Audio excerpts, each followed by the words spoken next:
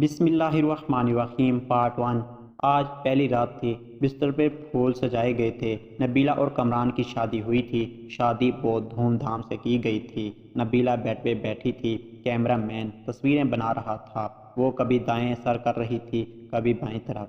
سب لوگ نئے تھے، ہر چہرہ اجنبی تھا۔ کامران پاس بیٹھا تھا، سب محلے والے دلہن دیکھنے آئے ہوئے تھے۔ نبیلہ نظریں جھکائے بیٹھی ہوئی تھی۔ رات کے 12 بج چکے تھے۔ وہ بہت تھک چکی تھی، بھوک سے برا حال تھا۔ سب چلے گئے، دروازہ بند ہوا۔ کامران نبیلہ کے پاس بیٹھا۔ آپ ایسا کریں، چینج کر لیں، تھک گئی ہوں گی۔ نبیلہ نے ڈریس چینج کیا۔ بھوک سے اس کی حالت خیر ہو رہی تھی، لیکن کیا کر سکتے تھے؟ کامران کو اس کی تھکن سے کیا واسطہ تھا؟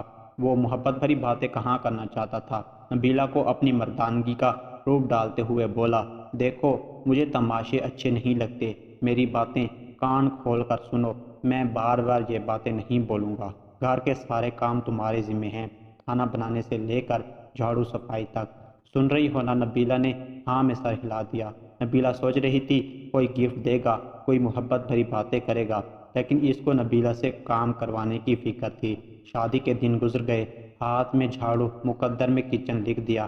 نبیلہ کی جیٹھانی ان کے رشتہ دار تھی، لیکن یہ غیروں سے بیاہ کر گئی تھی۔ نبیلہ کھانا بنانا، صاف صفائی کرنا، کپڑے برتن سب کام جب تھک کر ٹوٹ جاتی تو رات کو شوہر کے نخرے اٹھانا۔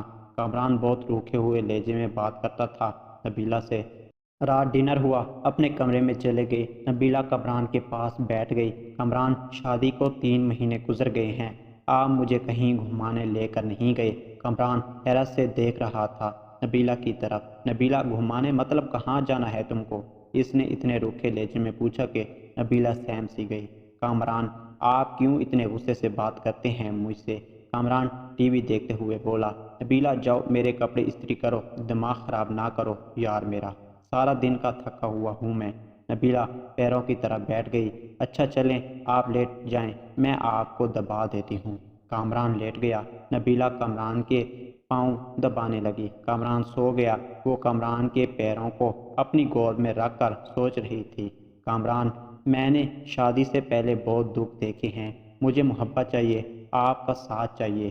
آپ کیوں میری آنکھوں سے میرا درد نہیں سمجھ پاتے؟ اصل میں نبیلہ کی ماں نہیں تھی، سوتیلی ماں کے ساتھ جوان ہوئی، اور سوتیلی مائیں کیا سلوک کرتی ہیں یہ مجھے لکھنے کی ضرورت نہیں ہے۔ نبیلہ نے بہت درد سہا تھا سوتیلی ماں کے ہاتھوں۔ یہاں ایک ظلم یہ بھی تو کیا گیا تھا، نبیلہ 20 سال کی تھی اور کامران 36 سال کا، جیسے نبیلہ سے جان چھڑانی تھی ان لوگوں نے۔ وہ قدموں کے ساتھ لپٹی ہوئی اپنے ہمسفر سے احساس کی بھیک سے مانگ رہی تھی۔ صبح وہ فجر کی نماز سے پہلے جاگ جاتی، ناشتہ بنانا سب کے لیے اس کا ذمہ تھا۔ وہ اپنا درد کسی پہ عیاں نہ ہونے دیتی، وہ بس اپنے گھر میں آباد ہونا چاہتی تھی۔ کامران کا ساتھ اسے چاہیے تھا بس۔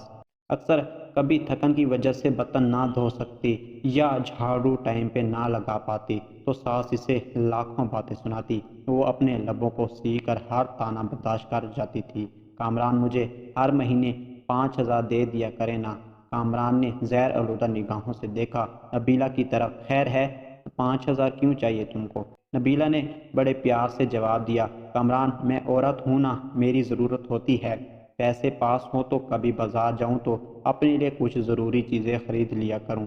اب میں آپ کے بھائی سے تو یہ سب باتیں کہہ نہیں سکتی۔ کامران کو نہ جانے کیوں ایک چڑھ سی گئی تھی نبیلہ سے، اس نے غصے میں بولا، نبیلہ دیکھو، میرے پاس اتنے پیسے نہیں ہیں کہ تم کو الگ سے دے سکوں، جو چاہیے ہو امی سے کہہ دیا کرنا، وہ لا دیا کرے گی، الگ سے خرچہ چاہیے اس کو۔ نبیلہ کامران کے پاس بیٹھ گئی۔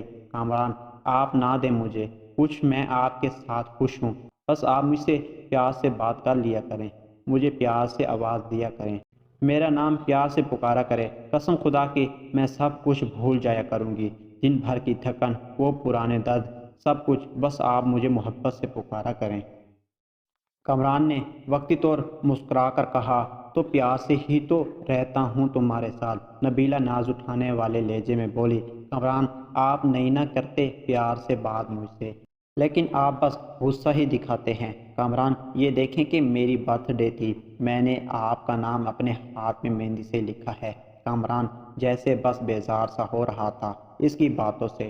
نبیلہ پیار سے باتیں کر رہی تھی، کامران سے، لیکن کامران دل ہی دل میں بول رہا تھا، کیا پاگل پلے پڑ گئی ہے میرے، میں اس کو کیا کہوں، میں نہ جانے کیوں بے رخی کرتا تھا وہ۔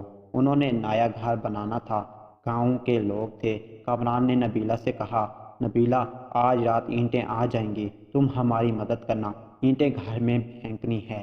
نبیلہ نے دن بھر گھر کے کام کیے، پھر رات کو وہ اینٹیں اٹھا اٹھا کر گھر میں پھینکنے لگی۔ رات کے 3 بج چکے تھے، کام ختم ہوا، اس کا جسم درد اور تھکن سے بے جان سا ہو رہا تھا۔ کامران لیٹ گیا، نبیلہ پاس گئی، کامران پلیز میرا سر دبا دینا، مجھے بہت درد ہو رہا ہے۔ کامران نے کروٹ بدلی، یار جاؤ پیناڈول کھا لو، مجھ سے دبایا نہیں جاتا۔ وہ بستر پہ لیٹ گئی، نہ جانے کیوں آنکھوں سے آنسو بہنے لگے۔ وہ رو رہی تھی، اس کو بہت درد ہو رہا تھا، وہ منہ پہ ہاتھ رکھ کر سانس روکنے کی کوشش کر رہی تھی۔ کامران پاس سویا ہوا تھا، وہ درد سے سو نہ سکی۔ فجر کی اذان ہونے لگی کہ اس کی آنکھ لگ گئی، وہ سوئی ہی تھی کہ ساس گالیاں دے رہی تھی، میڈم سوئی ہوئی ہے، شرم ہی نہیں ہے، ٹائم دیکھو۔ کامران بھی بھرم ہوا، وہ اٹھی، کامران غصے میں تھا، نبیلہ شرم ہے تم کو، ٹائم دیکھو، امی خود ناشتہ بنا رہی ہے، تیری آنکھ ہی نہیں کھلتی۔ پارٹ 2 دیکھنے کے لیے چینل کو سبسکرائب کر دیں تاکہ آپ پارٹ 2 اس کہانی کا دیکھ سکیں۔